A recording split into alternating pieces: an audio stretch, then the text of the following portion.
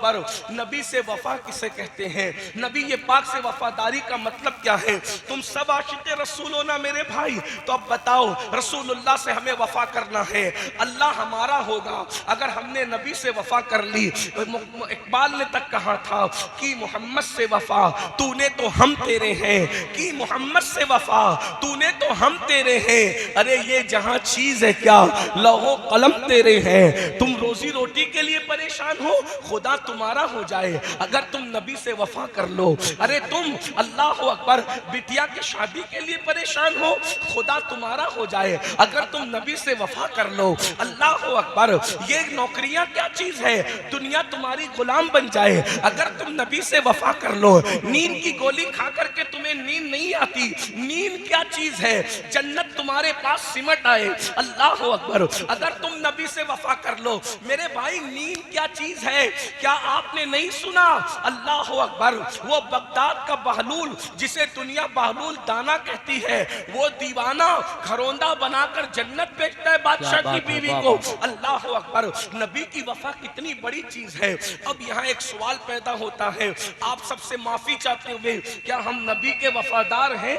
मिलाद मनाने वालों, 1500 साल जश्न मनाने वालों, कुमकुमे लगाने वालों, झंडे लगाने वालों, अपने घरों को सजाने वालों, मजलसा सजाने वालों, मुरीद होने वालों, कादरी, बरकाती, रज़वी, अशरफी, चिश्ती, वारसी, मदारी सब पढ़ने वालों, क्या हमारे अंदर वफादारी है नबी की? याद रखना, अगर नबी की वफादारी है तो तुम कादरी हो, वरना तुम कादरी कहलाने के हकदार नहीं हो। अगर तुम नबी के वफादार हो तो तुम चिश्ती हो, वरना तुम चिश्ती कहलाने के हकदार नहीं हो। अगर तुम नबी के वफादार हो तो तुम मदारी हो, वरना तुम मदारी कहलाने के हकदार नहीं हो। अगर तुम नबी के वफादार हो तो तुम रज़वी हो, वरना रज़वी कहलाने के हकदार नहीं हो। आप कहेंगे अमीनुल कादरी ये नबी की वफादारी क्या होती है? मैं उसको एक मिसाल से समझाता हूँ और बात पूरी होगी, क्योंकि बात हो चुकी।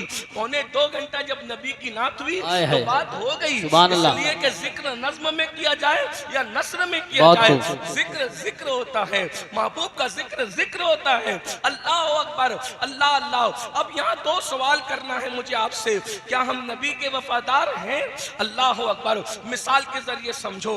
एक बंदा है, तवज्जो करना, बहुत ध्यान से सुनना, मैं देख रहा हूँ आप लोग बहुत तवज्जो से सुन रहे हो, और याद रखना तकरीर इतनी तवज्जो से नहीं सुनी जाती, दिल का दर्द ही संजीदगी से सुना जाता है। जब कोई दिल का दर्द बयान करता है तो आदमी कान लगा कर सुनता है, क्या कह रहा है जरा सुनो तो सही, बाद में नतीजा निकालेंगे। अल्लाह अकबर, तवज्जो करना मेरे भाइयों। एक बंदा है, क्या हम नबी के वफादार हैं? हाँ या नहीं, कुछ मत बोलना, सिर्फ सुनना, बस आज सुनना है आपको, कुछ नहीं कहना है। अल्लाह अल्लाह, क्या हम नबी के वफादार हैं?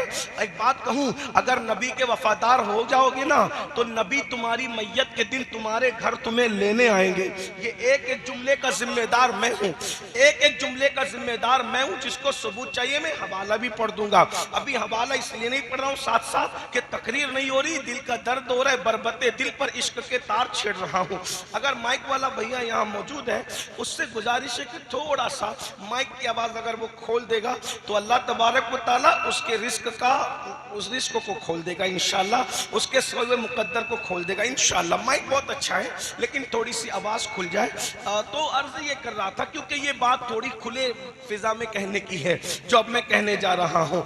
क्या हम नबी के वफादार हैं? अगर हम नबी के वफादार हो जाएं, लोग कहते हैं नबी कब्र में तशरीफ लाते हैं, मैंने कहा आते सबकी कब्र में, लेकिन जो वफादार होता है मरने से पहले हुजूर उसके सराहने होते हैं, उसको लेने खुद आते हैं। अब बताओ, जिसको लेने रसूलुल्लाह आए उसको कब्र का खौफ क्या है? बल्कि मैं तो कहता हूँ यूसुफ अलैहिस्सलाम को देखें तो उंगलियां कटने का दर्द ना हो, जाने यूसुफ सामने हो तो रूह निकलने का मजा क्या होगा। मेरे इमाम कहते हैं जान तो जाते ही जाएगी कयामत, ये है जान तो जाते ही जाएगी कयामत ये है। अब यहाँ मरने पे ठहरा है नजारा तेरा, अब यहाँ मरने पे ठहरा है नजारा तेरा। गौर कीजिएगा, जो नबी के वफादार होते हैं नबी उनको लेने तक आते हैं। अल्लाह अकबर। फिर कब्र में उसको बाद में उतारा जाता है, पहले रसूलुल्लाह उसकी कब्र में खुद तशरीफ लाते हैं, उसके उतरने से पहले हुजूर आते हैं उसको सहारा देने के लिए। कोई वफादार होकर तो देखे, बस इतनी सी बात है। तो क्या हम नबी के वफादार हैं? हजारों लोग लोग सरे शाम से लेकर अभी रात निस्फ गुजर चुकी, रात की सियाह जुल्फें उसके कमर से नीचे ढलक कर घुटनों की तरफ बढ़ रही है। ऐसे में आप यहाँ इश्क रसूल में बैठे हुए इतनी गर्मी में सुन रहे हो, क्या हम नबी के वफादार हैं? मैं कोई फतवा देने नहीं आया, लेकिन अपने आप से पूछो, दिल सबसे बड़ा मुफ्ती होता है। क्या हम नबी के वफादार हैं या नबी पे जुल्म करने वाले हैं? नबी पे जुल्म करने वाले हो या नबी से वफा करने वाले हो? नबी से जफा करने वाले हो या नबी से वफा करने वाले हो? क्या हम नबी के वफादार हैं? बस इतनी सी बात है। अब आपसे पूछता हूं, एक शख्स है, एक शख्स एक देहात में रहता है, देहात में रहता है, उसके घर में फाका कशी है, फाके पे फाका है, फाके पे फाका है। वो शख्स जो है, आपके ये गांव का नाम क्या है? आपके जंतीरा, जंतीरा से निकला और निकलने के बाद दिल्ली गया, दिल्ली गया, जगह जगह जाता है, घर घर जाके कहता है, मुझे नौकरी दे सकते हो, मेरे बच्चे फाके से हैं, मुझे नौकरी दे सकते हो, मेरे बच्चे फाके से हैं, मेरी बीवी के दुपट्टा फट गया है, उसको पहनने के लिए कपड़े नहीं है। मुझे घर घर जाता है और घर घर जाता है और धक्के खाता है। और गौर से सुनना, घर घर जाता है, धक्के खाता है, घर घर जाता है, धक्के खाता है। ऐसे में फिर उसको नौकरी मिलती है, वो मेहनत करता है, मेहनत करके खूब माल कमाता है। और जब माल कमाता है तो दिल्ली में उसका बहुत बड़े पौश इलाके के अंदर एक महल बन जाता है। उसके दो बेटे होते हैं, एक बेटा उसकी कमाई हुई दौलत को निकालता है और निकाल के ले जाकर जिना के अड्डे पे ले जाकर के खर्च करता है। वो रकम को निकालता है, निकाल कर उसकी सिगरेट पीता है, उसके पटाखे फोड़ता है, उसके डीजे लगाता है, नचनियों पे खर्च करता है, मुजरों पे खर्च करता है,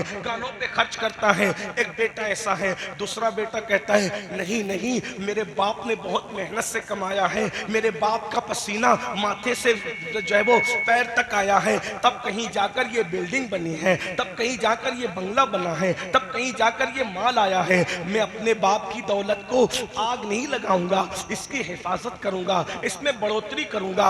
अब मुझे बताओ, दोनों में बाप का गद्दार कौन है और बाप का वफादार कौन है? बाप पर जुल्म करने वाला कौन है और बाप का गद्दार कौन है और बाप का वफादार कौन है? बोलो, आप क्या जवाब दोगे? अब जवाब देने का वक्त आया। बोलो, दोनों भाइयों के अंदर कौन वफादार है? बोलो, कौन वफादार है? बात समझ में आई तो अब जवाब दो। कौन वफादार है दोनों भाइयों में? जो बाप की दौलत का ख्याल करता है, जो बाप की मेहनत का ख्याल करता है। यही है, मैं सही कह रहा हूं? बोलो भाई, सही कह रहा हूं? आवाज आपकी नहीं आ रही, कोई बात नहीं, लेकिन आप मेरी बात का तायीद करें। बोलो, जो बाप की मेहनत का एहसास करे वो वफादार है, या जो बाप की मेहनत का एहसास न करे वो वफादार है? दोनों में वफादार कौन है? आखिरी तक बोलो, कौन है वफादार? आप जवाब देंगे सब। कौन वफादार है? जो बाप की, जाहिर सी बात है आपके पास माइक नहीं है, लेकिन अगर आप जवाब देंगे तो यहां तक आवाज आएगी। सब मिलके बोलो, बोलो, बाप का वफादार कौन है? जो बाप की मेहनत का ख्याल करता है, और जो बाप की मेहनत को ख्याल नहीं करता वो बाप पर जुल्म करता है, बाप का गद्दार है तो बाप ही का बेटा मगर गद्दार है। अगर इतनी बात तुम्हारे समझ में आ गई, सब समझ गए, इसको यहीं छोड़ दो। इस मिसाल को मिलाने के लिए नहीं कहा, समझाने के लिए कहा। अब बताओ, तुम्हारा बाप दर दर भटकता है, तब जाकर के दौलत आती है। अब बिला तमसील, बिला तमसील, बिला तमसील, करोड़ों बार बिला तमसील नबी जमीन पर क्यों आए? कुरान कहता है, हुवल्लज़ी अरसल रसूलहु बिल हुदा व दीनिल हक़ लियुज़हिरहु अला दीन कुल्ली वलौ करिहल मुशरिकून। ये वो अल्लाह है, बल्कि वो वही है जिसने दीन हक के साथ अपने रसूल को भेजा। और रसूल क्यों आए? लियुज़हिरहु अला दीन कुल्ली, ताकि दीन हक गालिब आ जाए, दीन हक को गलबा नसीब हो जाए। यानी मेरे और तुम्हारे रसूल ने इस दीन को, ये जो छोटा सा देहात है जिसका नाम भी मुझे याद नहीं रह पा रहा है, इस छोटे से देहात में अगर नमाज पहुंची है, अगर कुरान पहुंचा है, अगर इस्लाम पहुंचा है, तो ये मेरे नबी की मेहनतों का नतीजा है। अरे बाप की मेहनतों को याद रखने वालों, तुम्हें रसूल पाक की मेहनत याद है? आइए थोड़ा सा उसको याद कर लो और फिर कहो कि क्या हम नबी के वफादार हैं? लोगों, अल्लाह अकबर, बाप का पसीना सर से पैर तक आता है तो तुम्हारा बंगला बनता है, है, बाप का पसीना सर से पैर तक आता है तो तुम्हारी दौलत इकट्ठा होती है, लेकिन नबी का पसीना पैर तक नहीं आया, बल्कि नबी का खून था जो पेशानी से निकला और उससे नालैन भर गई। यानी दीन के लिए नबी ये पाक की मेहनत कितनी है, उस मेहनत को कभी याद किया है? अल्लाह की इज्जत की कसम, मेरी बहनों की भी तवज्जो चाहता हूँ, ब्यूटी पार्लरों में जाने वाली मेरी बहनों, थोड़ा तसव्वुर तो करो। अल्लाह अकबर, इस दीन को दुनिया में पहुंचाने के लिए नबी ने कितनी मेहनत की है, रसूल पाक ने कितनी मेहनत की है, हुजूर की मेहनतों का आलम क्या है। अल्लाह अकबर, बस इसको समझ लो, क्या हम नबी से वफा कर रहे हैं? एक दिन उम्मुल मोमिनीन सैयदा आयशा सिद्दीका ने कहा था, या रसूल अल्लाह, आपकी जिंदगी का सबसे मुश्किल दिन कौन सा है? आपकी जिंदगी का सबसे मुश्किल दिन कौन सा है? फिर खुद ही जवाब देती है, सवाल भी खुद ही करती है, जवाब भी खुद ही देती है। कहती, या रसूल अल्लाह, आपकी जिंदगी का सबसे मुश्किल दिन ओहद का दिन है ना? अल्लाह अकबर, चूंकि वो दिन अपनी आंखों से देख चुकी थी। अल्लाह अल्लाह, उम्मुल मोमिनीन कहती है, ओहद का दिन सबसे मुश्किल दिन था ना आका? आका फरमाते, नहीं आयशा, हालांकि आयशा सिद्दीका उम्मुल मोमिनीन ने ओहद का दिन देखा था। ओहद का दिन कितना मुश्किल था, अल्लाह अकबर, एक दिन में 3 मरतबा पेट भर करके खाने वालों, मस्जिदों को वीरान करने वालों, नबी की मेहनतों को भूल जाने वालों, शादियों में डीजे लगाने वालों, फजर की नमाज में सोते पड़े रहने वालों, नबी की मेहनतों का एहसास कर लो। जो बाप की मेहनत का एहसास न करे वो बाप का गद्दार है, और जो नबी की मेहनत का एहसास न करे उसके लिए मैं क्या अल्फाज का इंतखाब करूं? सुनो सुनो, उम्मुल मोमिनीन कह रही है, आका, ओहद का दिन आपकी जिंदगी का सबसे मुश्किल दिन था। कहा, नहीं आयशा, लेकिन ओहद का दिन क्या था वो सुन लो। 70 लाशें एक साथ मदीने से उठी है, 70 सहाबा शहीद हुए हैं, शहीद। अल्लाह अकबर, यानी कितनी औरतें बेवा हुई है जब कहीं जाकर इस्लाम को तरक्की मिली है, कितने नन्हे नन्हे बच्चे यतीम हुए हैं, कितने घर वाले बेघर हुए हैं, तब ये दीन तुम तक पहुंचा है। दीन को गाने के दरवाजे पर बेचने वालों, दीन को फिल्मों की चौखट पर सौदा करने वालों, कयामत में मर के अल्लाह को मुंह दिखाना है, कब्र में रसूलुल्लाह को मुंह दिखाना है, क्या जवाब दोगे अपने नबी को? अल्लाह अकबर, 70 सहाबा शहीद हुए और हजरत अमीर हमजा की शहादत, अल्लाह अकबर, शहादत अमीर हमजा, अल्लाह अल्लाह, एक शख्स ने अमीर हमजा को शहीद किया। एक औरत के कहने पर हजरत अमीर हमजा के कान काटे गए, नाक काटी गई, होंठ काटे गए, जबान काटी गई, अल्लाह अकबर, और फिर आखिरी में हजरत अमीर हमजा का सीना चीर कर उनके सीने से कलेजा निकाला गया, और कलेजा निकाल कर उस शख्स ने जिसने हजरत अमीर हमजा को शहीद किया था, कलेजा निकाल कर एक औरत के हाथ में दिया, और वो औरत हजरत अमीर हमजा के कलेजे को अपने दांतों से चबाने लगी। चबाने वाली खातून ने रसूलुल्लाह के चचा हजरत अमीर हमजा का कलेजा चबाया, और जब हजरत अमीर हमजा का कलेजा चबाया, अल्लाह के रसूल अलैहिस्सलाम जब हजरत अमीर हमजा के जनाजे पर आए तो आने के बाद मेरे आका रो पड़े, इतना रोए कि रोते रोते आंसुओं से दाढ़ी शरीफ तर हो गई। और जिस दिन वो 70 लोग शहीद हुए थे, उन लोगों को कफन पहनाने के लिए मुसलमानों के पास कपड़ा भी नहीं था। आज अगर कोई लावारिस अगर आज कोई लावारिस लाश रेलवे स्टेशन पे पड़ी नजर आती है तो लोग उसको भी चंदा करके पूरा कफन देते हैं, लेकिन इस्लाम के लिए वो लोग जो शहीद हुए हैं, जिनके लिए कुरान में आयत आई है, वला तक़ूलू लिमन युक़तलू फी सबीलिल्लाहि अमवात बल अहयाउ वलाकिन ला तशऊरून, ये खास नाजिल हुई है शोदाए ओहद के लिए, और इसका हुक्म फिर हर शहीद के लिए आम है क़यामत तक के लिए। लेकिन सोचो तो सही कि उनको कफन देने के लिए कपड़ा भी नहीं था। उस वक्त हजरत अमीर हमजा की बहन सैयदा सफिया मैदान ओहद में मौजूद थी। जब देखा कि मेरा भाई शहीद हो गया है तो अपने बेटे हजरत जुबैर इब्न अव्वाम से कहा कि बेटा मेरे घर में सूती 2 दुपट्टे के टुकड़े मौजूद हैं, 2 दुपट्टे उठा करके लाओ। और वो जो 2 दुपट्टे उठा करके लाए तो कहा या रसूल अल्लाह ये 2 सूती दुपट्टों के टुकड़े हैं, मेरे भाई हमजा को इसमें आप कफन पहना दें। तो मेरे आका ने रोते हुए कहा था कि हमजा की बहन इस मैदान में मौजूद है तो हमजा के लिए उसने कफन का इंतजाम कर दिया।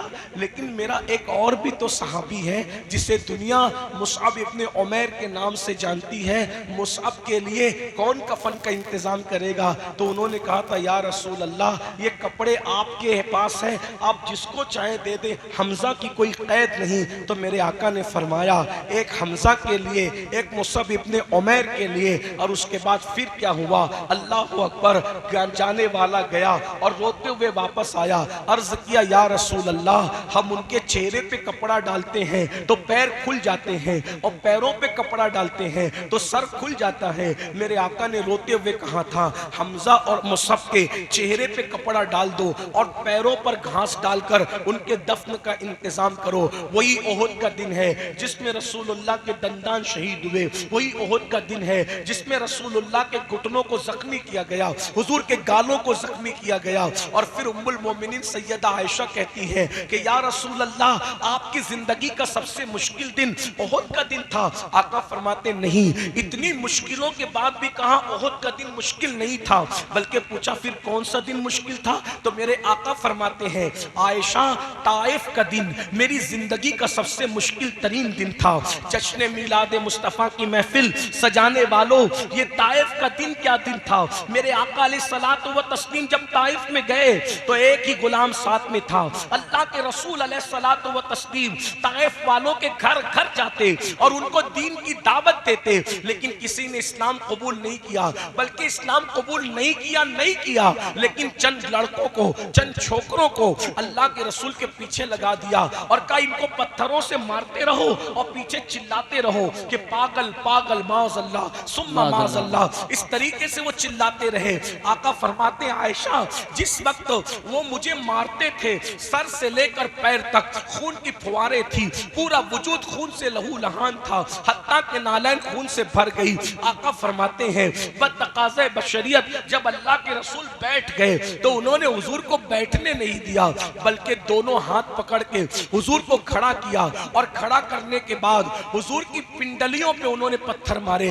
पिंडली समझते हैं, पिंडलियों पे पत्थर मारे।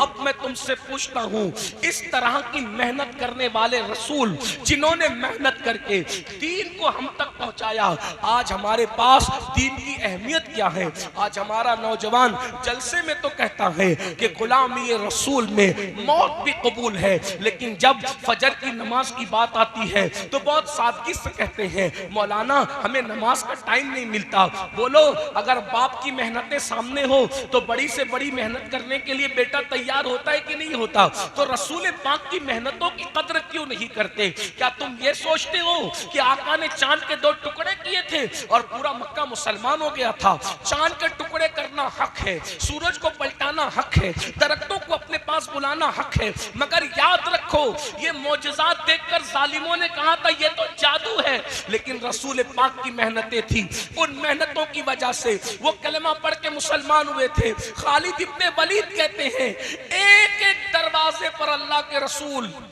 दिन में 17 मर्तबा गए इस दीन के लिए।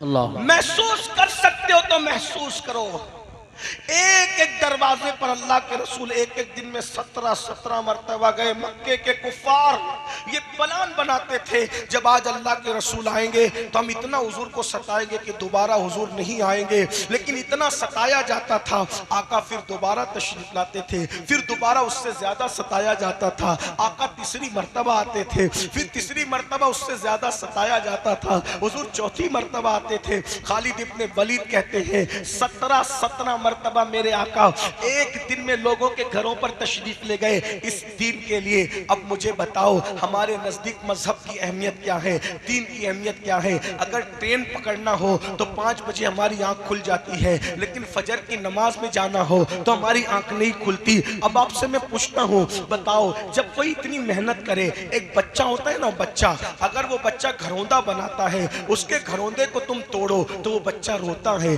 चीखता है, चिल्लाता है, हाय मेरी मेहनत, हाय मेरी मेहनत। अब आपसे पूछना चाहता हूँ, बच्चे का बनाया हुआ घरौंदा अगर तुम उसकी कद्र न करो तो वो रोता है। रसूलुल्लाह का कायम किया हुआ दीन, आज ये जो दीन की बहारें हैं, आज ये जो दीन में रानाइयां हैं, आज ये जो दीन का गुलशन हरा भरा है, अगर तुम इसकी कद्र नहीं करोगे तो इसकी तकलीफ किसको होगी? अल्लाह के रसूल को होगी, मुस्तफ़ा जाने रहमत को होगी। मेरे भाइयों, कितना अफसोस होता है ना, आज मुसलमान जिना की गंदी फिल्में रात के 3-3 बजे तक देखता है। क्या समझते हो, क्या अल्लाह के रसूल को इसकी खबर नहीं होती? हम किसी मर के मिट्टी में मिल जाने वाले का कलमा नहीं पढ़ते, हम तो उस नबी का कलमा पढ़ते हैं जो जिंदा है, हमारी जानों से ज्यादा करीब है। तू जिंदा है वल्लाह, तू जिंदा है वल्लाह। मेरी चश्मे आलम से छुप जाने वाले, मैं सबसे पूछता हूँ, अरे डिजिटल जो वो जुआ खेलने वालों, डिजिटल तौर पे जुआ खेलने वालों,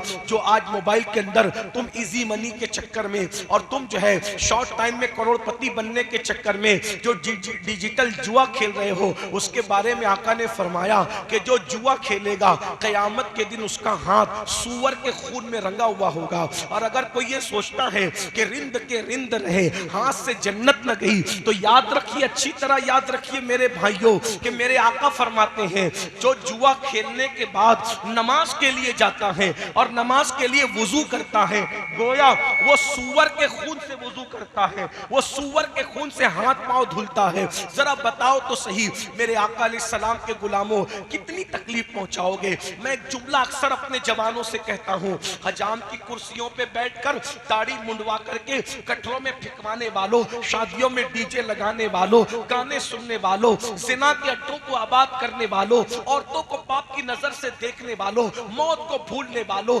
आखिरत को फरामोश करने वालों, सूद और ब्याज के धंधे करने वालों, अपने घर की औरतों को फिल्मों में ले जाने वालों, अपने घर की बेटियों को ब्यूटी पार्लर तक ले जाने वालों, बेपर्दा अपनी बच्चियों को वलीमों में लेकर के घूमने वालों, कभी तुमने सोचा कि ताइफ की वादियों में रसूलुल्लाह के जिस्म पर जो पत्थर मारे जा रहे थे वो हुजूर के जिस्म को जख्मी कर रहे थे? ध्यान से सुनना, गौर से सुनना, अगर तुम नबी के वफादार हो तो तुम्हें तुम्हारे इश्क रसूल का वास्ता, तुम्हें तुम्हारे इश्क मुस्तफा का वास्ता, तुम्हें तुम्हारी मोहब्बत रसूल का वास्ता। मुझे बताओ, ताइफ में जो नबी पे पत्थर मारे जा रहे थे वो नबी के जिस्म को छलनी कर रहे थे, लेकिन तुम्हारे गुनाह नबी के जिस्म को जख्मी नहीं करते, बल्कि तुम्हारे गुनाह के नश्तर नबी के दिल पर लगते हैं, अल्लाह के रसूल के दिल को छलनी करते हैं।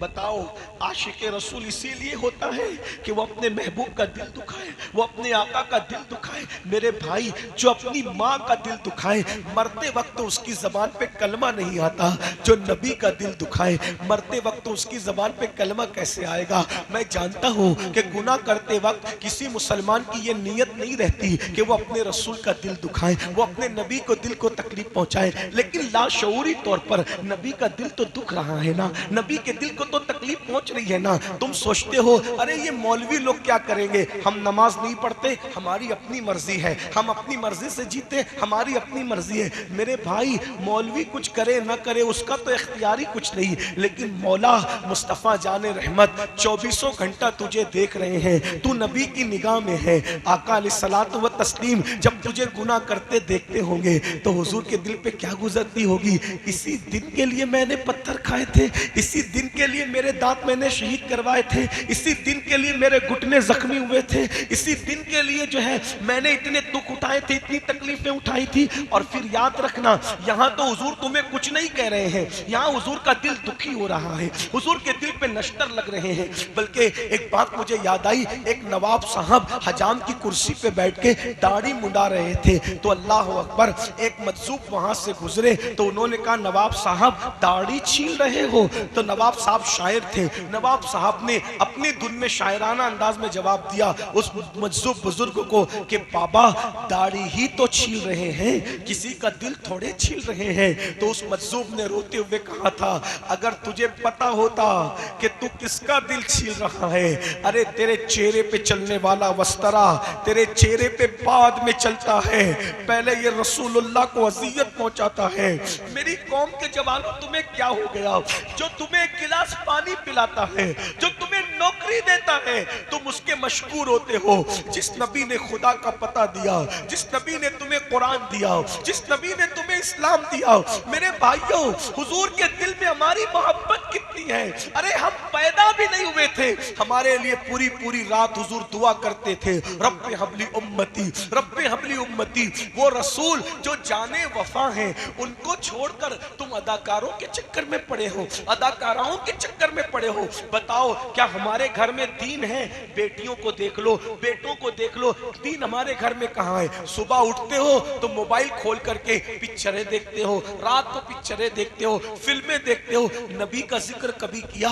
आका पर दुरूद कितना पढ़ते हो? हुजूर का कलमा कितना पढ़ते हो? आका का जिक्र कितना करते हो? नहीं, हुजूर कभी याद भी नहीं आते। और हीरो को रोज देख रहे हो, नचनिया को रोज देख रहे हो। अरे मेरे भाई, जिस हीरो से तूने दिल लगाया है, तुम्हारे मोबाइल की स्क्रीन पर हीरो की तस्वीर है, तुम्हारे मोबाइल के रिंगटोन पर हीरो के आवाज में गाने हैं। इश्क नबी का करते हो, दावा इश्क रसूल है, फिर हीरो की तस्वीर मोबाइल के स्क्रीन पर क्यों है? बताओ, ये मोबाइल हीरो के सदके मिला है या रसूलुल्लाह के सदके मिला है? मेरे इमाम कहते हैं, जो मिला तुमसे मिला, तुम पे करोड़ों दुरूद। सब तो नबी के सदके में, जिंदगी नबी के सदके में, ये शान शौकत नबी के सदके में, ये नाज ये अंदाज हमारे नहीं होते, झोली में अगर टुकड़े तुम्हारे नहीं होते, इतनी शान और शौकत की जिंदगी नहीं गुजरती अगर रसूलुल्लाह का सदका ना मिला होता। नबी के सदके में नेमतें मिलती हैं और दिल नचनियों से लगाते हो।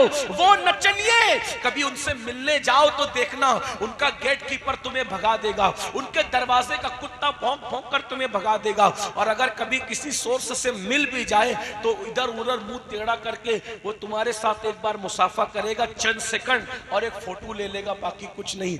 उसको दिल दिया जो तुम्हें जानता ही नहीं। और वो रसूल जो पूरी पूरी रात तुम्हारे लिए मगफिरत की दुआ करते थे, बख्शिश की दुआ करते थे, जिनके पैर सूज जाते थे खड़े खड़े उम्मत के लिए दुआ करते हुए, उस रसूल से वफा नहीं करते? तो फिर सुन लो, अब बात एंड करते हुए, एक दिन मौत आनी, मौत की तलवार सरों पे लटक रही है। एक दिन मौत आनी है और मरना चाहोगे तो भी मौत आएगी, न मरना चाहोगे तो भी मौत आएगी। मैं दुआ करता हूं कि अल्लाह तुम्हें लंबी उम्र दे, सबको लंबी उम्र दे, लेकिन एक दिन मौत आएगी। और जब मौत आएगी ना, तो कब्र में सब छोड़ के चले जाएंगे। कोई भी साहब, ये नाजिम साहब, मुकर्री साहब, नात खां साहब, आलिम साहब, इमाम साहब, कोई अपनी कब्र में नहीं आएगा। कोई आएगा? कोई नहीं। ये दुनिया बेवफा है। दुनिया से बड़ी बेवफा मैंने कोई चीज नहीं देखी। गालिब ने कहा था, हमने माना कि तगाफुल न करोगे, लेकिन खाक हो जाएंगे हम तुमको खबर होने तक। मेरे भाई, जिनके साथ 3-3 घंटे बैठते हो, 10 मिनट नमाज का टाइम, नमाज के लिए टाइम नहीं निकालते, जिनके साथ 3-3 घंटे बैठते हो, तुम्हारी मैयत के बाद ये तुम्हारे जनाजों में नहीं आएंगे। लोग जनाजे में नहीं आते, ये तुम्हारे लिए जीते जी दुआ नहीं करते, तो मरने के बाद ये तुम्हारे लिए क्या दुआ करेंगे? कब्र में कोई नहीं आएगा, सब मनो मिट्टी के नीचे दबा करके चले जाएंगे। बस इतना याद रख लो, सब मनो मिट्टी के नीचे दबा करके चले जाएंगे, कोई नहीं आएगा। बहुत माफी के साथ, किस किस से दिल लगाया? जीते जी तो जो तुम्हें फोन नहीं करते, मरने के बाद वो क्या काम आएंगे कब्र में? ये बेवफा दुनिया है, बहुत बेवफा। बच्चे भी रोएंगे धोएंगे घर चले जाएंगे, बीवी रोएगी धोएगी घर पड़ी रहेगी, माँ बाप रोएंगे धोएंगे, कोई किसी की कब्र में नहीं आता। और कब्र वो जगह है, अल्लाह के रसूल फरमाते हैं, इतना अंधेरा है कब्र में कि एक हाथ को दूसरा हाथ सुजाई नहीं देता। मुर्दा जाने वालों को हसरत से देखकर कहता है सब मुझे छोड़ के जा रहे हो, सब मुझे छोड़ के जा रहे हो, सब मुझे छोड़ के जा रहे हो। जब वो कोई जवाब नहीं देता तो गोया एक आवाज आती है, ऐ मेरे गुलाम, अगर तुझे सब छोड़कर चले गए तो तू गम न कर, सब चले गए, अब आने वाला आता है। कौन आ रहा है? सब ने तेरे साथ बेवफाई की, जाने वफा तेरे पास आता है। कौन आता है? अल्लाह की मखलूक में उससे बड़ा कोई नहीं। बेशक। कौन आता है? अल्लाह की मखलूक में उनसे खूबसूरत कोई नहीं। बेशक। कौन आता है? अल्लाह की मखलूक में उनसे सखी कोई नहीं। बेशक। अल्लाह की मखलूक में उनसे अजीम कोई नहीं। बादश खुदा बुजुर्ग तुई, किस्सा मुख्तसर। अरे कौन आता है? तो मेरे इमाम कहते हैं कब्र में लहराएंगे ता हश्र चश्मे नूर के, जलवा फरमा होगी जब तलअत रसूलुल्लाह की, हुजूर की आमद होगी, आका कब्र में तशरीफ लाएंगे। अब कब्र में आएंगे तो आप सब खुश हो गए ना, सब खुश हो गए। कब्र में आएंगे तो हुजूर कब्र में आएंगे, इंशाअल्लाह आएंगे इंशाअल्लाह। लेकिन यहाँ आने के बाद जो लोग वाकई इल्म और इश्क रखते हैं वो लरसते हैं, हुजूर कब्र में आएंगे। हम तो नारे लगा रहे हैं हुजूर कब्र में आएंगे, और अल्लाह वाले हुजूर कब्र में, वो सीना पकड़ रहे हैं, वो दिल पकड़ रहे हैं, हुजूर कब्र में आएंगे। हमने अल्लाह वालों से पूछा, अरे हम तो नारे लगाते हुजूर कब्र में आएंगे, आप दिल क्यों पकड़ रहे हैं? तो क्या कहते हैं पता है? हम हुजूर का सामना कैसे? अल्लाह। अगर बेटा जिना करते हुए पकड़ा जाए तो वो अपने बाप का सामना करता है? बेटा चोरी करते हुए पकड़ा जाए और बाप को मालूम है मेरा बेटा चोरी करके आए, वो अपने बाप का सामना कर पाता है? नहीं। अब मुसलमानों, बस मैं अपनी गुफ्तगू तमाम कर रहा हूँ इसी दर्द दिल पे आपसे पूछता हूँ, अगर बाप को मालूम हो कि मेरा बेटा जानी है, शराबी है, चोर है, डाकू है, तो क्या बेटा अपने बाप के सामने मुंह दिखाने के काबिल रहता है? और अगर बाप के सामने आ जाए तो बाप क्या करता है? मुंह फेरता है कि नहीं फेरता? गैरत बाप, बिला तमसील, बिला तमसील कब्र में हुजूर आए, हुजूर आए, हुजूर आए। सब छोड़ के चले गए थे, इमाम साहब भी, मौलाना साहब भी, मुकर्रिर साहब भी, सैयद साहब भी, सब छोड़ के चले गए थे। अगर मौलाना मुझे आप माफ करें तो एक सच्ची बात कह दूं, पीर साहब भी छोड़ के चले गए। बिल्कुल बेशक, यही बात। या पीर या पीर या पीर करते हो ना, सब पीरों से मोहब्बत करो, पीरों का दामन पकड़े रहो, मुझे कोई एतराज नहीं, लेकिन कब्र में यहाँ पीर साहब भी नहीं है। बेशक। और आजकल के इल्ला माशाल्लाह सबकी बात नहीं करता, लेकिन ज्यादातर जो पीर बेचारा मस्जिद में नहीं आता वो पीर तुम्हारी कब्र में क्या आने वाला? बताइए ना, बहुत माफी के साथ, मैं आपका रिश्ता पीरों से तोड़ने नहीं आया, जोड़ने आया हूँ, लेकिन जो अल्लाह के घर में ना आए वो तुम्हारी कब्र में क्या आएगा मेरे भाई? जो औरतों से पैर दबाए वो खुद जहन्नम का ईंधन बनेगा मेरे भाई, वो क्या आएगा मेरे भाई? खुदा के लिए अपने आप पे रहम कर लो।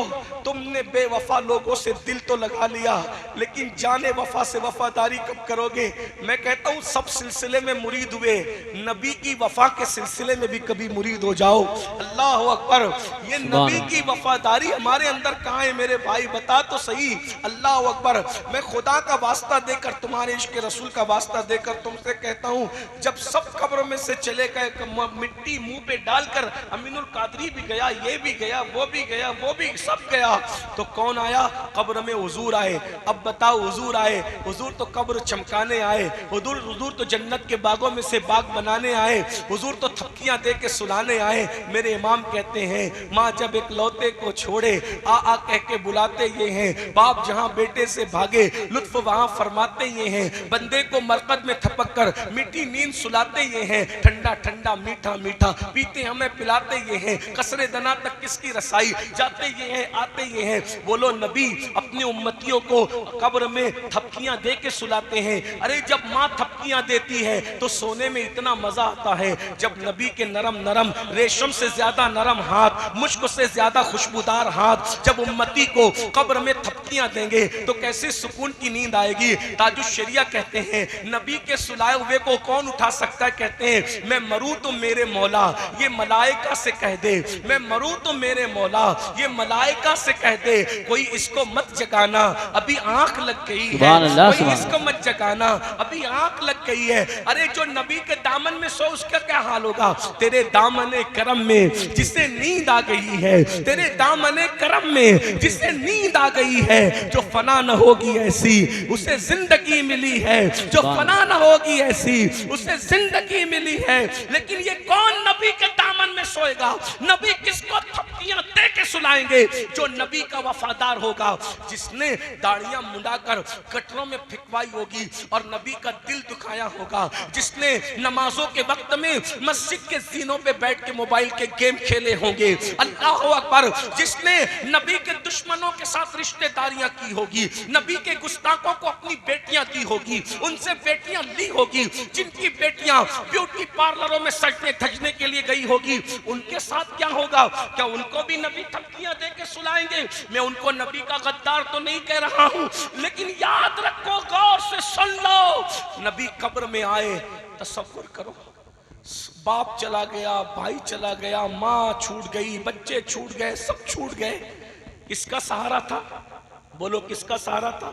हुजूर का सहारा। अब हुजूर कब्र में आए और आपको और हमें देखा, अल्लाह न करे, अल्लाह न करे, 1000 बार न करे, अल्लाह किसी दुश्मन को भी वो दिन न दिखाए, अल्लाह किसी दुश्मन को भी वो दिन न दिखाए। किसका सहारा रह गया? ऐ बेकसों के आका अब तेरी दुहाई, सिर्फ हुजूर का सहारा है, बाकी सब सहारे छूट गए। ऐसे में हुजूर से आंखें मिली और हुजूर ने देखा और कहा, अच्छा तू ही था?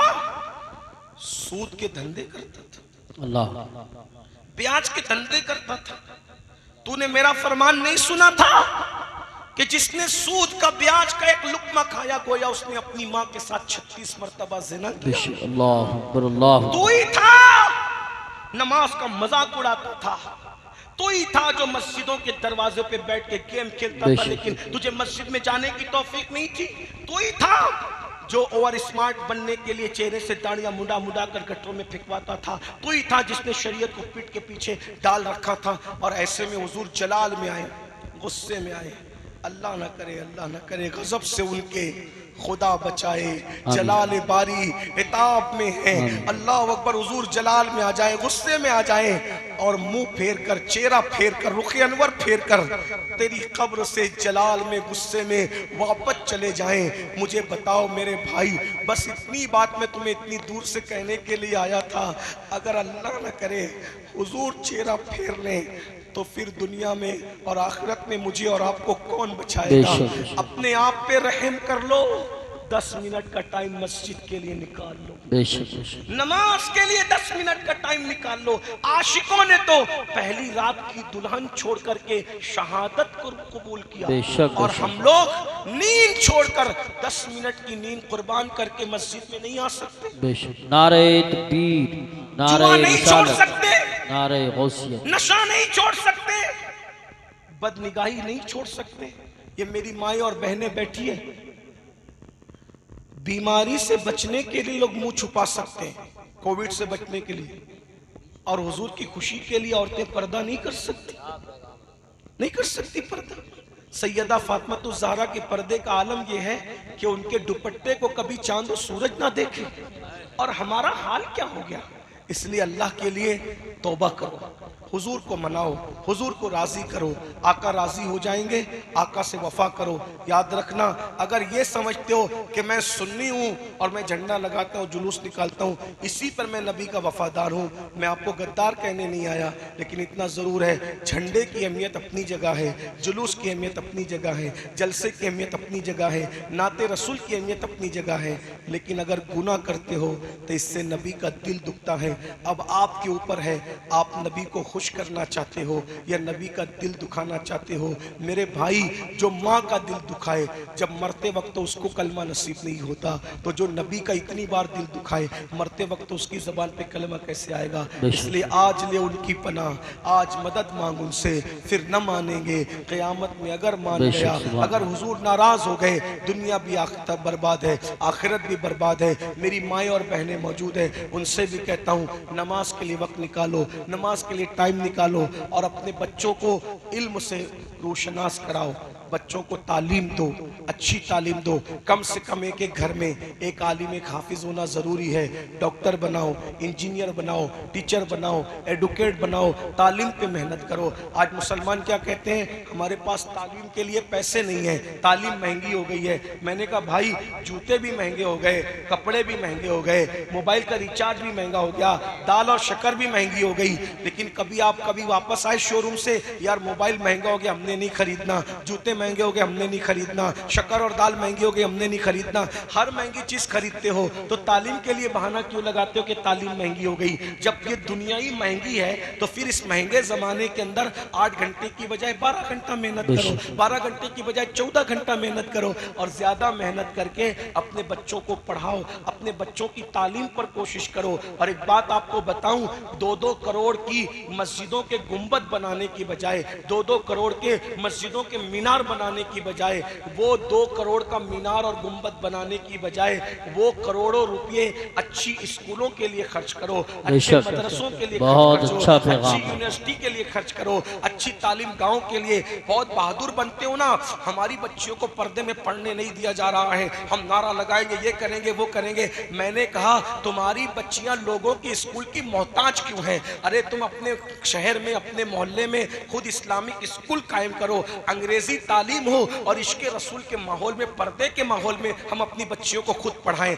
मेरे भाइयों, मुसलमानों के पास पैसा कम नहीं है, मगर मुसलमान पैसा कहाँ खर्चा कर रहा है? उर्स में खर्चा कर रहा है, जलसे में खर्चा कर रहा है, डीजे में खर्चा कर रहा है, जुलूस में पटाखे फोड़ करके खर्चा कर रहा है। मेरे भाई, मैं तुझे मना नहीं कर रहा उर्स का, उर्स कर, लेकिन वैसा कर जैसे गरीब नवाज करते थे ख्वाजा उस्मान हरवनी का, बाबा कुतुबुद्दीन करते थे गरीब नवाज का, बाबा फरीद करते थे बाबा कुतुब का, बाबा निजामुद्दीन करते थे बाबा फरीद का। उर्स ऐसा करो जैसे अपने बुजुर्गों ने किया।